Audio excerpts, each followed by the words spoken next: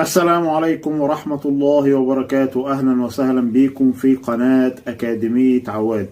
النهاردة إن شاء الله هنتكلم على أخبار البورصة وأخبار الأسواق وأخبار الأسهم بتاريخ 15 أغسطس 2023.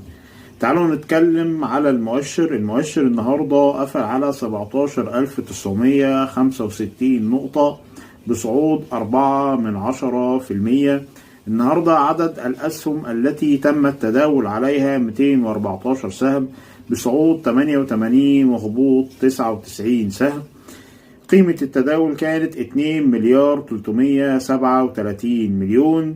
الأسهم من حيث قيم التداول، أول سهم معانا بلتون 470 مليون، بعد كده سهم التجاري 230 مليون، بعد كده سهم موبكو 194 مليون، بعد كده سهم